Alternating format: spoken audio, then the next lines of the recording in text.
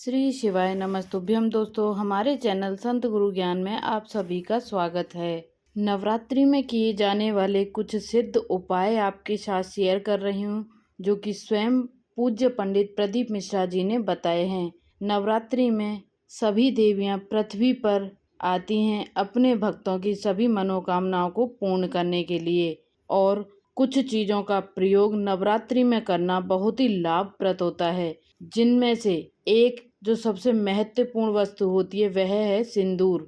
सिंदूर का प्रयोग करके हम अनेक प्रकार के उपाय कर सकते हैं। माँ को सिंदूर चढ़ाया भी जाता है और सिंदूर को शुभ काम में यूज भी किया जाता है। कहने का मतलब, सिंदूर को माँ के लिए चढ़ाया भी जाता है, जिससे माँ अति प्रसन्न होती हैं, और शुभ कार्य में भी सिंदूर का उपयोग किया जाता है। दोस्तों, यह उपाय जो हम आपको बता रहे हैं वो नवरात्रा की छठ के दिन आपको करना है। आप किसी भी नवरात्रा की छठ के दिन यह उपाय कर सकते हैं।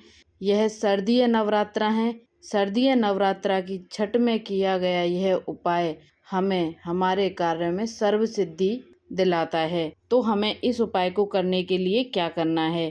कहते हैं दोस्तों, नवरात्रि का जो छठवीं का दिन होता है, छठ का दिन होता है, उसमें माँ जगत जननी, माँ पार्वती माता, माँ भवानी जागृत रूप से हमारी हर इच्छा को पूरी करने के लिए हमें आशीर्वाद प्रदान करती है। छठ के दिन अगर आप किसी भी देवी मंदिर में जाकर दुर्गा माँ को सिंदूर के अंदर 5 कौड़ी रखकर उन्हें समर्पित करके आते हैं या उन्हें भेंट करके आते हैं, तो ऐसा करने से आपके जीवन की सारी तकलीफें व बाधाएं दूर हो जाती हैं। तो आपको इस उपाय को कैसे करना है? आपको एक डिब्बी लेनी है। डिब्बी में आपको सिंदूर डालना है और उस सिंदूर के अंदर आपको 5 कौड़ियाँ लेनी है। कौड़ियाँ देख लेना दोस्तों, सही होनी चाहिए। कौड़ियाँ लेने के बाद में उन्हें उस सिंदूर के अंदर रख देना है। लेकिन ध्यान दीजिएगा दोस्तों, सिंदूर के अंदर जब आप कौड़ियाँ रखेंगे तो कौड़ियाँ बाहर दिखनी नहीं चाहिए।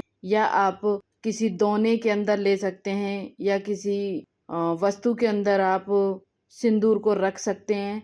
ध्यान देने योग्य बात यही है कि जब उसके अंदर आप कौड़ियाँ रखेंगे तो कौड़ियाँ किसी दूसरे आदमी को या पर्सन को दिखनी नहीं चाहिए। और नवरात्रि की छठ के दिन आपको दुर्गा मंदिर में, माँ भवानी मंदिर में, किसी देवी मंदिर में जाकर यह दुर्गा माँ को समर्पित कर देनी है। अपने मन की सभी कामनाएं बोलते हुए, अपने मन की सभी इच्छाओं को बोलते हुए यह उपाय आपको करना है।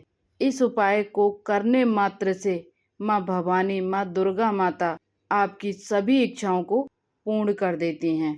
नवरात्रि में अखंड ज्योत का या अखंड दिए का बहुत बड़ा महत्व होता है। कहते हैं अखंड ज्योत के साथ किए गए नवरात्रा में अगर हम कोई भी इच्छा, कोई भी हमारी मनोकामना ऐसी होती है जिसे हम पूरा करना चाहते हैं, तो इस अखंड ज्योत के साथ में माँ की आराधना करनी है। माँ की आराधना करके आप देखेंगे कि आपकी जो भी इच्छाएं हैं वह सभी पूर्ण हो जाएंगी और माता रानी आपको आशीर्वाद प्रदान करेंगी। लेकिन ध्यान रखना है दोस्तों, नवरात्रि में जो दिया अखंड जलता है उसकी बाती का मुख दक्षिण में नहीं होना चाहिए। आपने देवी भागवत में यह स्मरण किया होगा।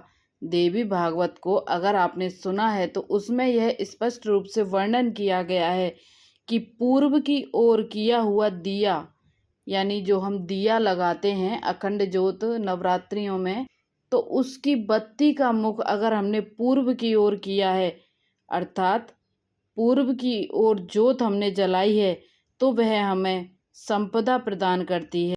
यह हमारे घर की संपदा में वृद्धि करती है।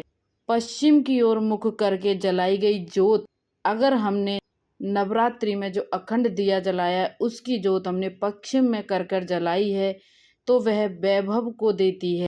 और उत्तर की ओर जो मुख करके ज्योत जलाई है या उत्तर की ओर ज्योत का मुख हमने रखा है, तो वह आयु की वृद्धि करती है, घर में अकाल मौत को रोकती है। जैसे बहुत से कहते हैं कि हमारे घर में किसी छोटे बच्चे की मौत हो गई, शादी से पहले किसी इंसान की, आदमी की मौत हो गई या औरत की मौत हो गई, किसी का बच्चा पेट में ही ख़त्म हो जाता है, किसी का बच्चा छोटा सा ही ख़त्म हो जाता है, मीन्स उनके घर कोई एक्सीडेंट से ख़त्म हो जाता है, मीन्स उसके घर में अकाल मौत का सिलसिला चलता ही रहता है। तो उसके लिए हमें दोस्तों उत्तर की जोत अखंड दिया जलाना चाहिए, जिससे कि हमारे घर में अकाल मौत नहीं होती है, उससे अकाल मौत रुकती है।